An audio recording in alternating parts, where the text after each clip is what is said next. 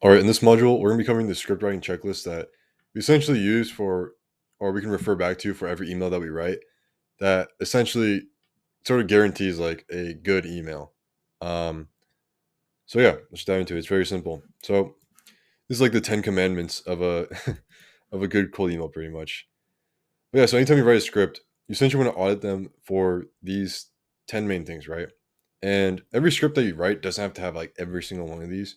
But if you create an email that has all 10 of these, sort of factors, you're likely gonna have a very good email. So first point is essentially, is the email like, is it optimized in terms of length, right? Is it, did you cut out all filler? Is it less than 65 words? The 65 words, typically we want like 40 words, really.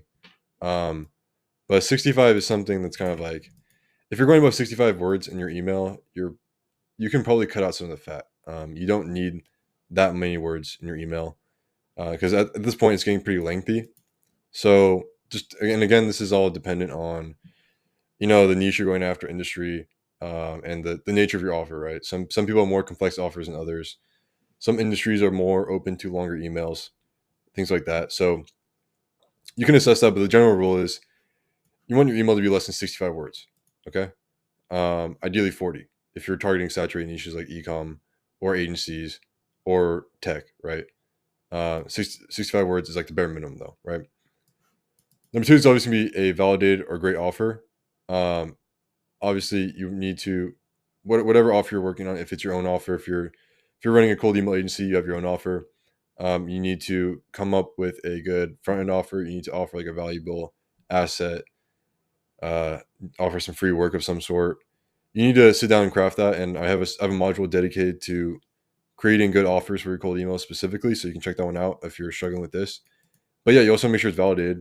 And I mean, the only way you can validate this is by going to market, right? You have to actually test it. So first, you need to test it, craft a great offer, create a hypothesis, then validate it by sending the emails to the market, seeing how they respond, and then whichever ones perform the best, you can rerun those and create a script around it, right? So yeah, great offer that's non-negotiable. It's the sort of bedrock to every single good email, right? You need a great offer. Third is going to be a relevant, using industry relevant wording. So this is essentially, this can be both lingo and also making sure you're calling out the specific industry that you're targeting. So let's say you're targeting specifically, like, let's say like clothing brands, right? Basic example. Just making sure you're specifically mentioning, let's say, a clothing brand case study, or you're mentioning how you specifically work with like clothing brands, things like that.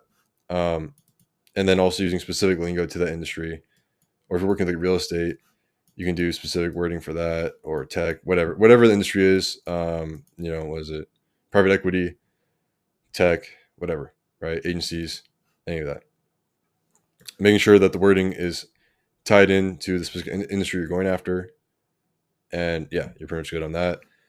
Unique angle. So this doesn't have to be in every single email, but if you're able to sort of craft a unique angle out of your offer, it can be difficult for offers like web design, things like that. They're super commoditized and saturated. It can be difficult, but yeah, if you're able to have a sort of unique angle, which I'll have a whole module on sort of creating a campaign thesis where you can sort of find this unique angle through just using ChatGPT and seeing, for the industry that you're targeting, is there any unique angles with your offer that your offer has a specific advantage for companies in that industry.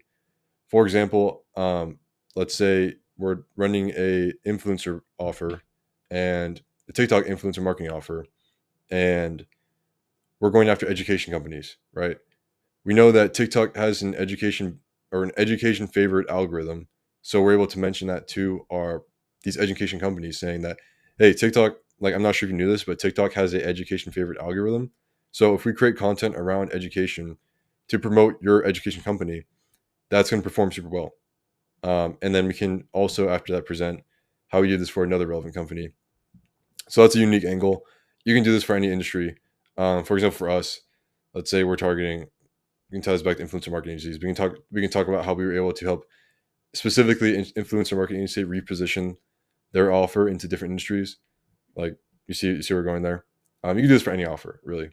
So just essentially identify specific, unique angles you have for specific industries, and yeah, run that right. And I have a whole module on that you can check out. Um, every sentence is spintax. This is obviously non-negotiable. Just use the spintax bot. I have a whole module on how to automate spintax. Just do that.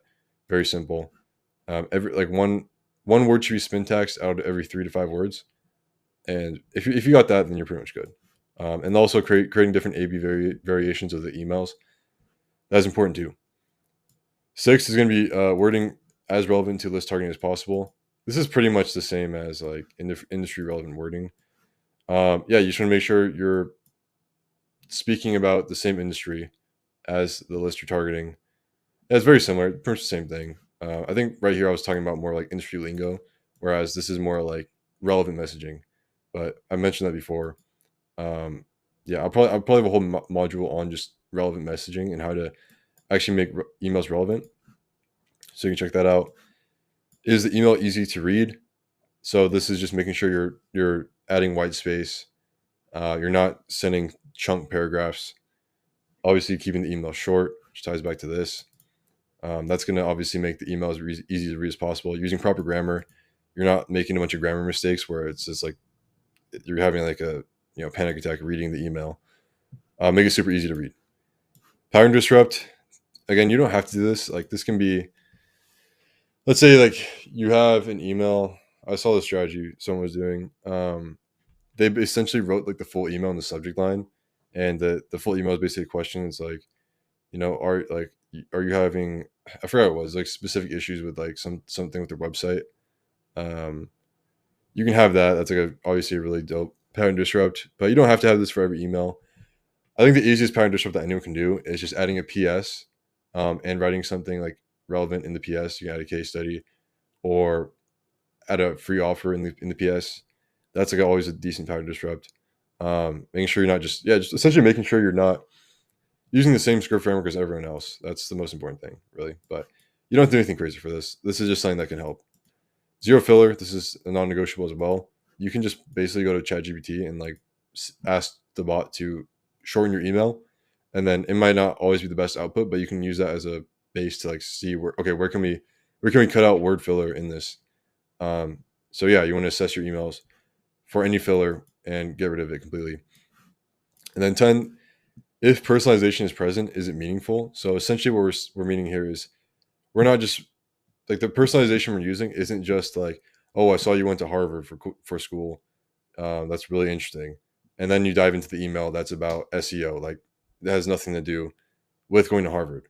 So we want to make sure if we're mentioning personalization, it actually ties into the offer itself. For example, a really dope personalization we like doing is for ad creative clients. And essentially what we do is we're mentioning an ad creative idea for the brand that we're reaching out to. And we're using Clay for this.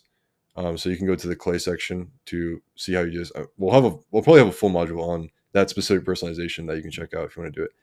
But yeah, and that's relevant to the offer because in the email is the flow is basically like, hey Neymar, like one of our creative directors had this idea for ad creative for your brand, and then the AI gives the output, and then from there we offer like if we were to create this ad creative for free and run it for you guys, would you be interested? That's like a soup. That's where personalization is really good, and it's meaningful to the offer.